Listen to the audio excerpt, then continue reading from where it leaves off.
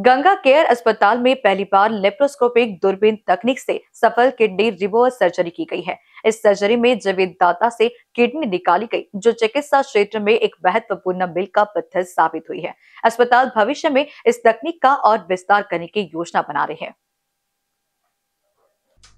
दूरबीन तकनीक से किए गए ऑपरेशन में छोटे चिरे लगाए जाते हैं, जिससे कम दर्द, त्वरित रिकवरी और कम अस्पताल में भर्ती होने की अवधि होती है। ये तकनीक संक्रमण के जोखिम को भी कम करती है। Doctor Ravi Deshmukh, doctor Akshay Kripalani, doctor Utkarsh Deshmukh, doctor Vaibhav Vinkare, consultant urologist और kidney transplant surgeon doctor Akshay Bahe, doctor Nitin Chopde, anaesthetist, surgery की पूरी टीम में शामिल थे। गंगा केयर हॉस्पिटल में जो किडनी डिपार्टमेंट में मतलब अभी हम 2 एडवांस प्रोसीजर किए हैं।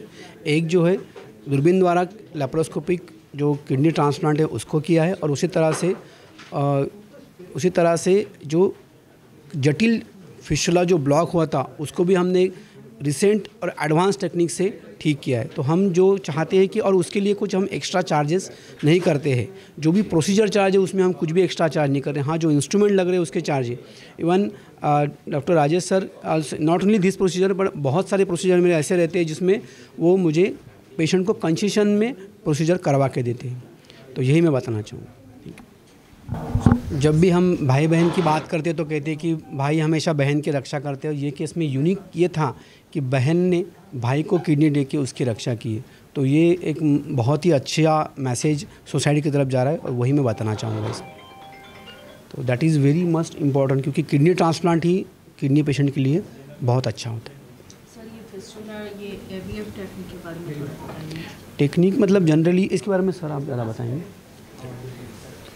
ले लो, पकड़ लो। फिस्टुला फर्स्ट, यानी इसका मतलब होता है कि फिस्टुला से ही डायलिसिस किया जाना चाहिए। ये पूरे वर्ल्ड वाइड यही प्रथा है, क्योंकि फिस्टुला जब तक के अच्छा रहता है तब तक के डायलिसिस, यानी पेशेंट को कोई कैथेटर और कुछ नहीं रहता है। तो हमको फिस्टुला से डायलिसिस करना ये सबसे इम्पॉर्टेंट पेशेंट रहता है जिनको किडनी डिसीजेस होती है। ऐसे ही फिस्टुला हम 4 या 5 बना सकते हैं शरीर में, और जो भी एक फिस्टुला बना है उसको हमको बचा के रखना है। ये हमारा सबसे इम्पॉर्टेंट प्रयोजन रहता है कि हमको बचा के रखना है। ये जो हमने अभी जिस पेशेंट का किया था, ये भी 68 साल के थे। इनको फिस्टुला बंद हो चुका था, पहले 1-2 फिस्टुला फेल हो चुके थे। अब ये तीसरा फिस्टुला था जिसको हमको बचाना था। इसमें करीब 15-17 सेंटीमीटर के फिस्टुला के साइड की वेन में पूरा ब्लड क्लॉट बन चुका था। फिस्टुला के रीजन में टाइट स्टेनोसिस था, यानी बहुत ही सिकुड़न पैदा हो चुकी थी। और साथ ही साथ में इनकी जो सेंट्रल वेन होती है, ये सेंट्रल वेन भी पूरी तरह बंद थी।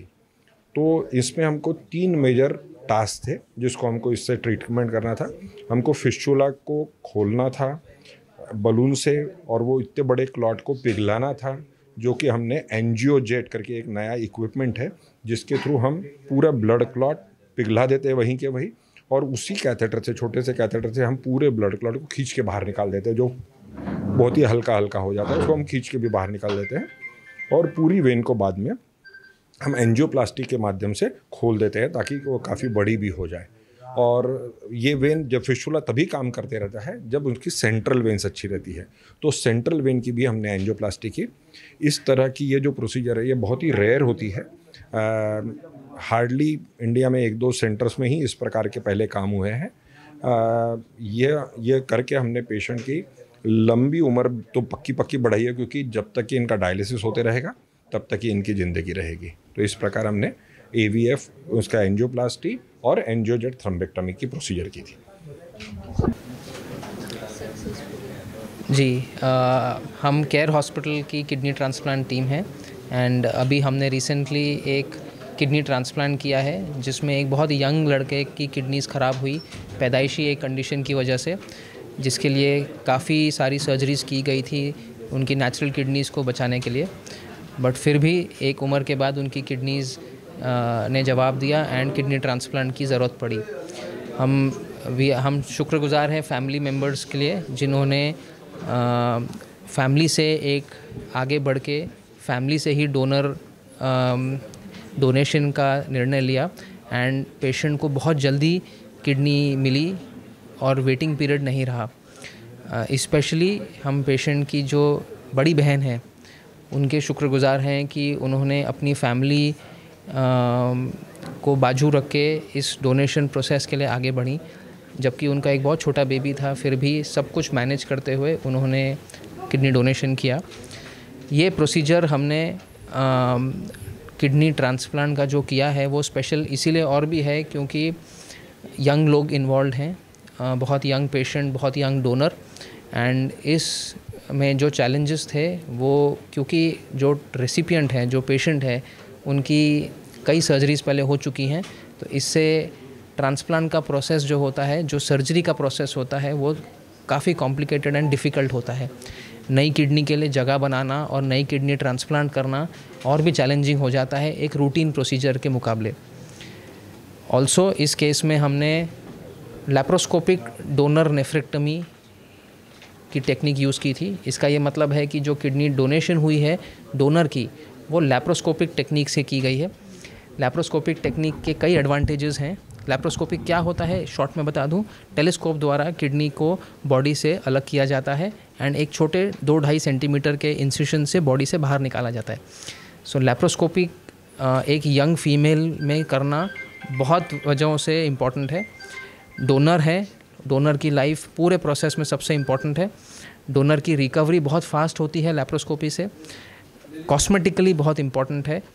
2 दिन या 3 दिन मैक्सिमम में डोनर अपनी लाइफ में वापस अपने काम कर सकते हैं एंड स्पेशली इस केस में उनको एक छोटा बेबी था तो अपनी नॉर्मल फैमिली लाइफ में वो जा सकते हैं।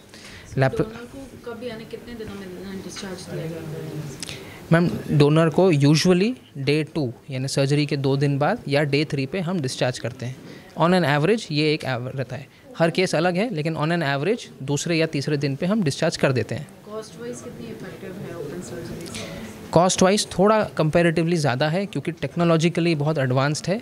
जो इक्विपमेंट लगता है, आप इमेजिन कर सकते हैं, एक 15 सेंटीमीटर का कट देके अंदर हम एक जो विज़न अचीव कर सकते हैं वही विज़न हम एक टेलीस्कोप डाल के अचीव कर रहे हैं। तो जो कैमरा सिस्टम यूज़ होता है, बॉडी में जो नसें मोटी मोटी होती हैं जिससे किडनी अटैच्ड होती हैं, उसको क्लिप करना सेफली ताकि बाद में ब्लीडिंग ना हो, वो क्लिपिंग का प्रोसेस में जो एप्लीकेटर्स यूज़ होते हैं, ये एक हाईली एडवांस्ड टेक्नोलॉजी यूज़ होती है क्योंकि हमें डोनर की लाइफ के साथ कॉम्प्रोमाइज़ नहीं कर सकते। ये सारे जो डिस्पोजेबल चीज़ें होती हैं, ये सब चीज़ें एक्सपेंसिव आती हैं। तो लेकिन फिर भी इसका जो अल्टीमेट कॉस्ट होता है बहुत ज़्यादा डिफरेंस नहीं होता है फ्रॉम ओपन सर्जरी। तो केयर में actually cost doesn't vary whether we do open surgery or laparoscopic. We have not charged him extra for laparoscopic donor nephrectomy, and care में we are not planning to charge extra for doing a laparoscopic procedure. It's the same charges which we have been doing for last. Future में कोई disadvantages देखने को मिल सकते हैं क्या donor? Absolutely not. Absolutely not. Laparoscopic versus open, laparoscopic is preferred. And open surgery में initially pen ज़्यादा रहता है, रिकवरी होते होते हर्निया हो सकता है, बट इसमें कुछ भी नहीं होगा। She is fine. 2 दिन में, तीसरे दिन घर गई। आज का 15वां दिन है, कल ही आके गई है। 14 या 15 दिन में she is fit, fine and she has gone back to her normal routine work. घर के काम पूरे कर सकती है।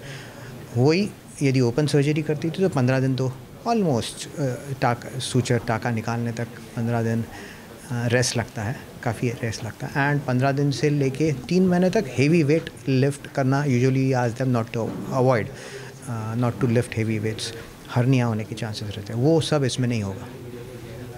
इसमें नेक्स्ट वाली जो आपने ये बताया